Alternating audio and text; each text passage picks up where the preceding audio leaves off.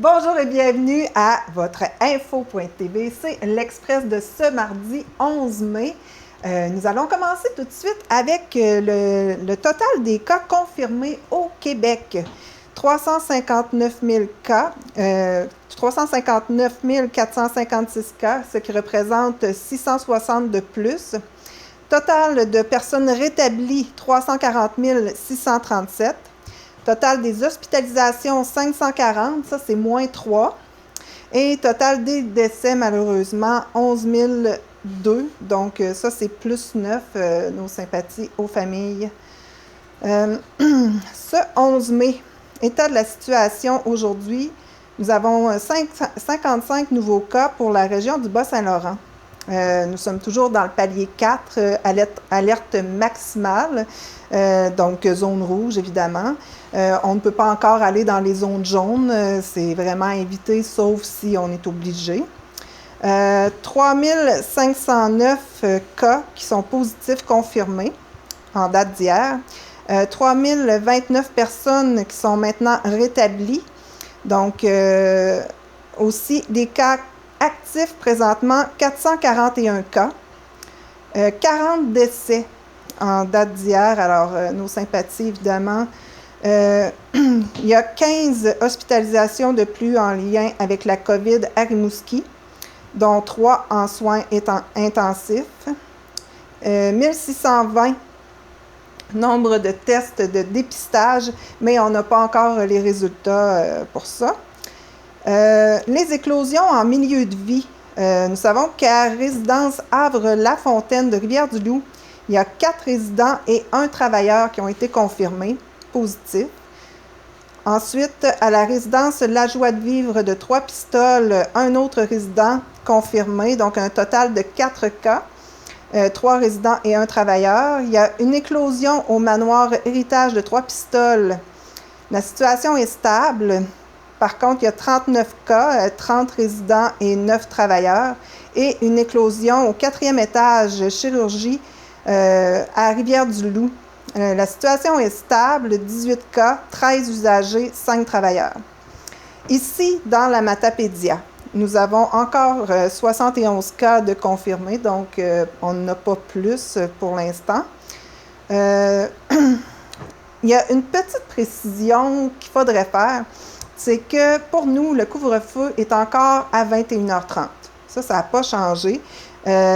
C'est à Rimouski, la MRC de Kamouraska, Rivière-du-Loup, Témiscouata, les Basques et Rimouski-Neigette, qu'il y a des mesures spéciales d'urgence parce que là, vraiment, là, ça avait trop augmenté d'un coup. Et puis, il a fallu établir un couvre-feu à 20h depuis le 1er mai. Et ça, on a entendu justement aujourd'hui, là, dans le point de presse de M. Legault, que ça reste comme ça, ça ne changera pas. On va rappeler que pour le couvre-feu, entre 21h30 et 5h du matin, il y a des exceptions qui sont permises quand même. Une personne dont la présence est essentielle sur les lieux de son travail, ça ne changera pas. Une personne qui se rend dans une pharmacie, si vous avez besoin de médicaments, vous pouvez y aller, là, chercher vos médicaments. Une personne qui doit se rendre à l'hôpital ou à la clinique, on s'entend, les policiers ne vous arrêteront pas pour ça. Une personne qui doit se rendre à une clinique de vaccination, ça, c'est un peu spécial parce que ça me surprendrait qu'à 21h30, on ait un rendez-vous, mais bon, tout est possible. Une personne qui doit se rendre au chevet d'un parent malade ou blessé. Encore là, c'est normal. Un étudiant qui doit avoir un cours en présentiel, ça, comme dans les laboratoires, ces choses-là, il faut pratiquer, il faut être sur place. Pas le choix d'y aller, là. Une personne qui, pour se rendre à sa destination, doit prendre l'autobus, un train, un avion, ne changera pas les horaires. Donc, vous pouvez y aller. Une personne qui doit sortir, son chien, ça avait tellement été ridicule avec la femme qui promenait son homme en laisse. Là, on s'en souvient. Donc, oui, c'est possible de sortir votre chien après 21h30. Une personne qui se déplace pour se conformer à un jugement rendu par un tribunal. Si un juge a décidé que oui, vous pouviez sortir, le policier va respecter ça. Et un parent qui doit accompagner un enfant malade à l'hôpital, évidemment, on l'a dit tantôt. Une personne qui se déplace pour faire un don de sang. Ça aussi, c'est spécial après 21h30, mais on ne sait pas. Un parent qui doit aller reconduire un adolescent à son travail, les personnes sans abri. Bon. Donc, si vous ne rentrez pas dans ces critères-là, ben les policiers peuvent quand même vous donner une amende qui varie entre 1 000 et 6 000 $. Et les jeunes de 14 ans et plus sont passibles de recevoir une amende de 500 $. Pour celles et ceux qui ne sont pas encore au courant, pour démontrer facilement que vous êtes nécessaire à votre travail, votre employeur peut remplir un formulaire qu'il télécharge sur québec.ca. C'est facile à trouver, vraiment. Et puis, ensuite, il remplit avec tous les détails, les heures, tout ça. Vous le montrez au policier. Le policier va facilement le reconnaître et vous permettre de vous déplacer simplement. Donc, ça peut faciliter les déplacements. À la veille de l'ouverture officielle des 90e Assises annuelles de l'Union des municipalités du Québec, qui se dérouleront pour la toute première fois en format virtuel du 12 au 14 mai, les membres du conseil d'administration de l'Union ont élu le maire de Gaspé, M. Daniel Côté, au poste de président. M. Côté devient la 58e personne à accéder à la présidence de l'UMQ et le premier maire de la région de la Gaspésie. Donc, c'est quand même... c'est le premier à accéder au poste de présidence, on s'entend. Il est âgé de 41 ans seulement et c'est le plus jeune élu désigné à ce poste depuis la fondation de l'organisation en 1919.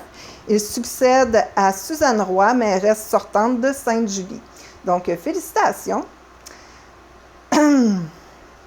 Et puis, dernièrement, nous avons beaucoup entendu parler du ministre de la Famille, M.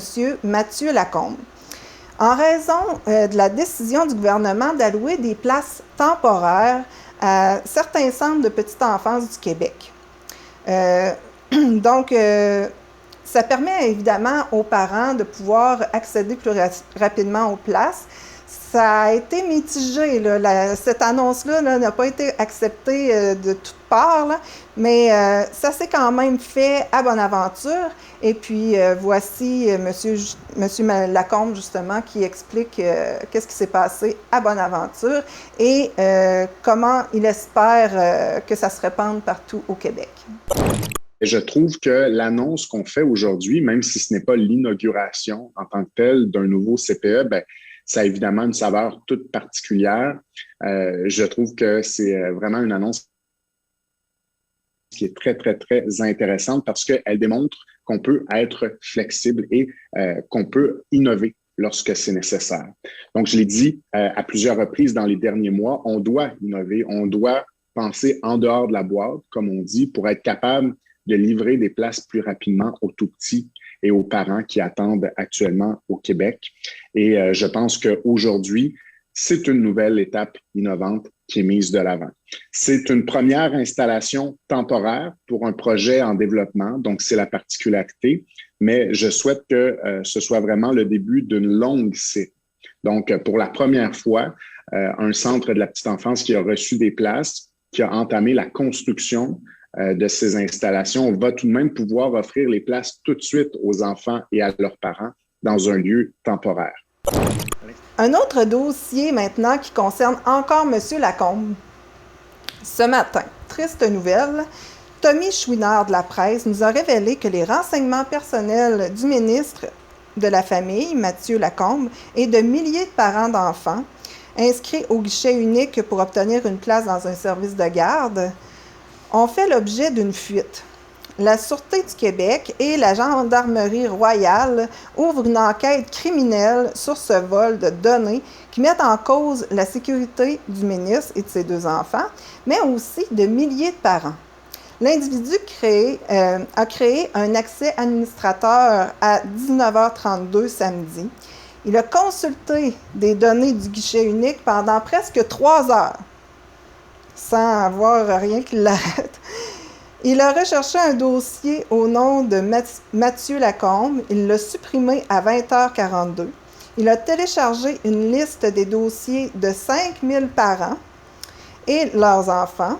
Il a tenté d'en obtenir davantage, mais un mécanisme qui s'est enfin réveillé l'en a empêché. Il a également fait au moins une capture d'écran. Il a quitté la plateforme web à 22h22. Dans la liste des 55 000, des 5 000 dossiers téléchargés, tout comme celui du ministre Lacombe, on retrouve le nom du parent, son numéro de téléphone, son adresse courriel, son nom d'utilisateur et sa date d'inscription à la place 05 ans, la date de naissance de l'enfant et son numéro d'inscription au registre de l'État civil, ce qui est une information précieuse et hautement confidentielle habituellement. Ce numéro figure sur le certificat de naissance et il est nécessaire pour s'inscrire à certains services et programmes gouvernementaux. C'est le numéro d'identification de base de toute personne du Québec. Donc, un dossier à suivre. Si jamais vous avez un appel un peu étrange, peut-être que vous faites partie des 5000 parents. Je sais pas. C'est peut-être pas si grave que ça, finalement. Dimanche soir, on va revenir un peu ici dans la Matapédia. Une autre triste nouvelle, dimanche soir, un motocycliste dans la trentaine s'est infligé des blessures graves après avoir chuté en motocross dans un champ de Saint-Zénon du lac Omkoui à proximité de la route des Étangs. Selon le porte-parole de la Sûreté du Québec, Claude Doiron, les policiers ont été appelés vers 18h15 pour intervenir sur les lieux. L'homme qui circulait seul sur sa motocyclette était accompagné par 2 autres qui le suivaient. D'après les témoins sur place, le trentenaire aurait chuté après avoir exécuté un saut. Donc, aucune collision avec d'autres véhicules, c'était vraiment juste un saut. L'individu était inconscient à l'arrivée des ambulanciers. Ce dernier a été transporté d'urgence au centre hospitalier d'Amqui et considérant son état de santé instable, il a été transféré à un hôpital de Québec. Il semblerait que depuis, son état est considéré grave mais stable. Donc, courage aux parents et amis. Maintenant, voici Info Réseau, suivi d'une rencontre avec le nouveau gestionnaire du terrain de camping d'Amqui. C'est un monsieur qui travaillait à Sim Aventure avant, qui était très impliqué là-bas. Et puis, il a décidé de se rapprocher d'ici parce que sa famille était ici. Et il est en compagnie de Pierre Damour qui le présente aussi. Et nous faisons un suivi aussi de la collecte des biens pour les sinistrés de la rue Proulx. On sait que, certains n'étaient pas assurés et puis, Mélanie Lebrun a décidé de partir cette vague de générosité pour eux et on voit les résultats à l'Aréna d'Amqui.